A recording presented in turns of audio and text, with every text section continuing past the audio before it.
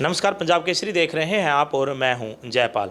कपिस्थल नाम आपने सुना है। कैथल कैथल की क्या कुछ हिस्ट्री है, क्या कुछ इतिहास के जो पन्नों में वो दबा हुआ है, और अगर उसको धार्मिक रूप से देखें क्या कुछ मान्यता है, इन सभी का विश्लेषण करने के लिए हम कैथल के आरकेएसडी कॉलेज में being HOD doctor Rakesh Mittal के पास आए हैं। उनसे जानते हैं कैथल का उनके पास जो है क्या कुछ जानकारी वो हमसे साझा करेंगे। सर, स्वागत है पंजाब केसरी में। Thank you sir.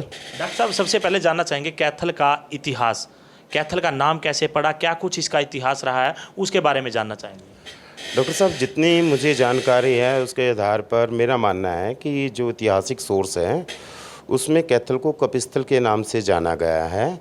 और यदि हम कपिस्थल शब्द की संधि विच्छेद करें तो सिंपल से हमें दो शब्द देखने को मिलते हैं, कपि जमा स्थल। और कपि का अर्थ होता है बंदर और स्थल का अर्थ होता है भूमि, बंदरों की भूमि। और यहाँ पर कैथल के अंदर एक प्राचीन माता अंजनी का टीला भी है।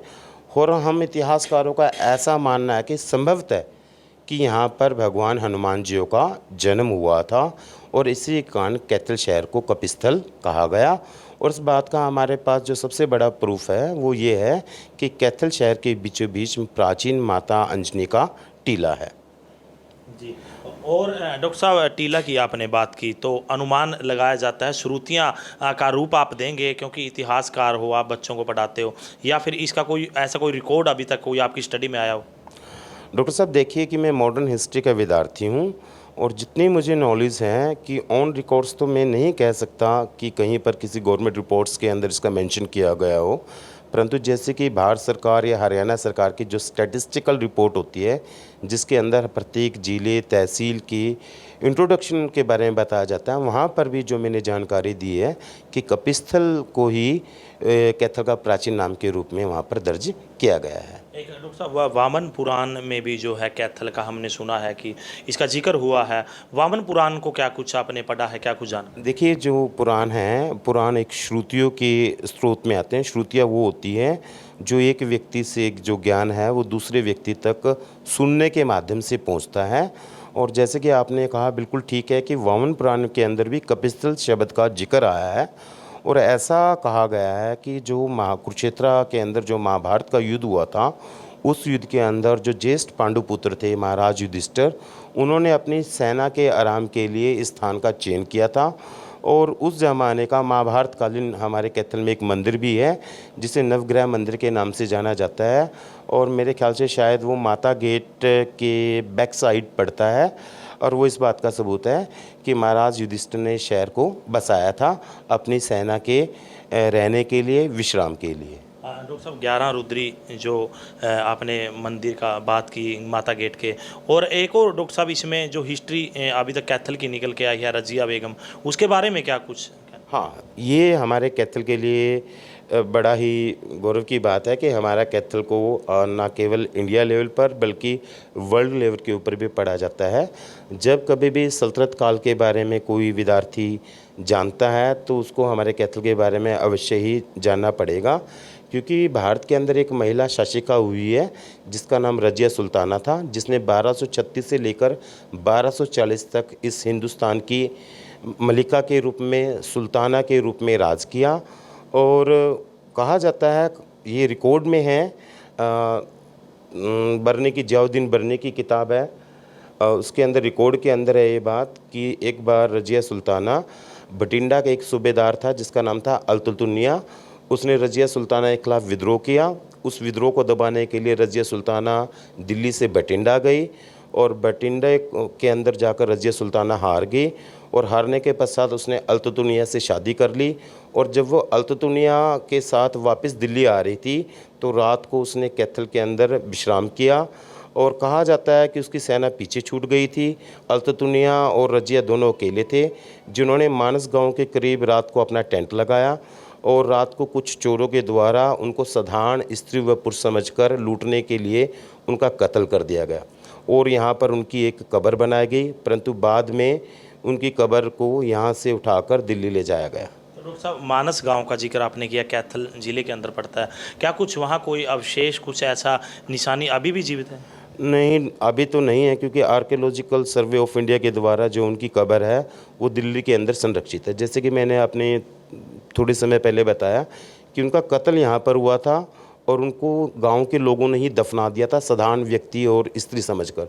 परंतु जब बाद में रहस्य उद्घाटन हुआ कि ये हिंदुस्तान की मलिका थी, हिंदुस्तान की सुल्ताना थी, तब उनको दोबारा यहाँ से खोदकर दिल्ली ले जाया गया और दिल्ली उनको दोबारा दफनाया गया। डॉक्टर साहब, कैथल के बारे में दो विशेष स्थानों का और जिक्र आता है, जिसमें सिया वन हो या पोलड़ हो। उसके बारे में कोई आपकी स्टडी में अभी तक कुछ ऐसा आया हो या आपने पढ़ा हो कुछ ऐसा? देखिए, जहाँ तक पोलड़ की बात है तो पोलड़ इंडस वैली सिविलाइजेशन साइट्स के रूप में अभी तक चिन्हित हुआ है, क्योंकि पोलड़ एक बसा हुआ गांव है।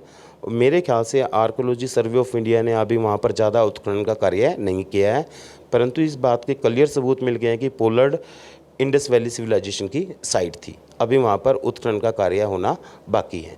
जब वहाँ पर उत्खनन का कार्य होगा तो हो सकता है कि संभवतः सिंधु घाटी सभ्यता को नए सिरे से जानने में या जितनी जानकारी मिली है उसको और ज़्यादा आगे एक्सटेंड करने में हमें मदद मिले। तो सीवन का भी एक जिक्र आता है, और सीवन का अभी तक कोई?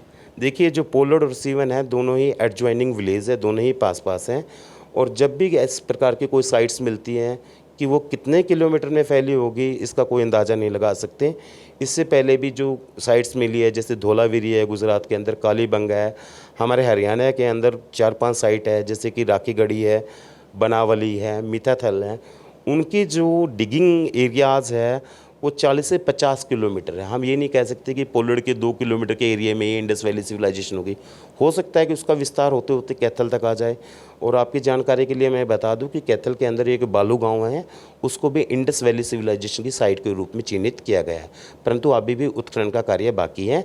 यदि इन गाँव के अंदर उत्खनन का कार्य होता है तो संभवतः हो सकता है कि इतिहास की नई जानकारियाँ हमारे सामने प्रकट हों। डॉक्टर साहब, रजिया बेगम के बारे में आपने बताया, कुछ और ऐसी साइट्स हैं कैथल में जो इतिहास के पन्नों में जो है दर्ज हैं, जिनके कोई सभ्यता के कोई सबूत हों या कुछ और उनकी हिस्ट्री कैथल से जुड़ती हो रजिया बेगम के अलावा? देखिए डॉक्टर साहब, एक ये मान सकते हैं कि भारत के ऊपर एक विदेशी आक्रमणकारी था तैमूरलिंग। तैमूरलिंग जब आया हिंदुस्तान तो तैमूरलिंग ने सीधा जो पड़ाव डाला था दिल्ली जाने के लिए, जो पड़ाव डाला था, एक ये बात हिस्टोरिक बनती है, वो कैथल डाला था कि वो अफ़गानिस्तान से चलकर सीधा कैथल में रुका। कौन सी सदी, कौन 1398 के अंदर तैमूरलिंग आया था, जिसने सल्तनत जो वंश था उसको बिल्कुल कमज़ोर कर दिया था। ये कह लीजिए कि उसके आक्रमण के बाद सल्तनत वंश लगभग ख़त्म ही हो गया था। ये बात 1398 की है। इसके अलावा कुछ और इसके अलावा यहाँ पर एक स्वयंभू प्रगट 11 रुद्री शिव मंदिर है जो चंदाना गेट पर पड़ता है, उसकी भी बड़ी मान्यता है। वो स्वयंभू मंदिर है, ऐसा कहा जाता है। उसी की वजह से कैथल को मिनी काशी का दर्जा भी दिया जाता है, क्योंकि जो 11 रुद्र है या तो काशी विश्वनाथ के अंदर है या फिर हमारे कैथल शहर के अंदर है, 11 शिवलिंग का स्वयंभू प्रगट होना। तो डॉक्टर साहब, लास्ट में आपसे पूछना चाहेंगे, जो हनुमान का जो कपिस्थली नाम दिया गया कैथल को, जन्मभूमि मानते हो, कर्मभूमि मानते हो, क्या आप एक इतिहासकार क्या मानते हो आप? डॉक्टर साहब, देखिए, जितनी भी जानकारियाँ मुझे मिली हैं ये सारी जानकारियाँ एक श्रुति के रूप में कह सकते हैं। इतिहास को हम 2 तरीके से स्टडी करते हैं, एक तो वैज्ञानिक तरीके से, एक जनश्रुतियों के तरीके से या धार्मिक स्रोतों के तरीके से। जो जानकारी मैंने आपको दी है ये सभी धार्मिक स्रोतों के रूप में आते हैं, और धार्मिक स्रोत को इस्टेब्लिश करना आप भी समझते हैं बड़ा मुश्किल है। यदि आप कोई भगवान का प्रूफ मांगे तो भगवान का प्रूफ तो नहीं मिल सकता। ये तो आपका सच्चे हृदय ही आपको सबूत दे सकता है कि भगवान होता है या नहीं होता है। तो धन्यवाद डॉक्टर साहब। Thank you. तो ये थे आरकेएसडी कॉलेज के हिस्ट्री विभाग के एचओडी डॉक्टर राकेश मित्तल, जिन्होंने कैथल के जो इतिहास में जो अभी तक चर्चित रहा है, कैथल रजिया बेगम हो या तमाम तरह के जो शासक जो कैथल में आए हैं, किस तरह का उनका इतिहास रहा है, चाहे गाँव सीवन की बात करें, पोलड़ की बात करें या अन्य जो स्थल हैं उनकी बात करें। जिस बीच उन्होंने बताया कि अब तक की जो स्टडी में है कैथल के कौन कौन से तीर्थ स्थलों का जिक्र जो है राष्ट्रीय लेवल पर हुआ है, कितने का जो जिक्र जो इतिहास में अभी तक आया, उनके बारे में विशेष जानकारी दी। और कैथल के कपिस्थल को लेकर जो उन्होंने बताया कि वामन पुराण में भी जो जिक्र किया गया है और श्रुतियों के आधार पर जो है, क्योंकि धार्मिक की बात की जाए या फिर जो मॉडर्न की बात की जाए तो दोनों में डिफरेंस है, और श्रुतियों के आधार पर भी जो है कैथल को कपिस्थल के नाम से जाना जाता है। कैथल से पंजाब केसरी के लिए जयपाल, रसूलपुर। हमसे जुड़े रहने के लिए हमारे YouTube चैनल को सब्सक्राइब करें और नई वीडियो की नोटिफिकेशन के लिए बेल आइकॉन को दबाएं। अगर आप ये वीडियो Facebook पर देख रहे हैं तो लाइक जरूर करें और ज्यादा से ज्यादा शेयर करें। धन्यवाद।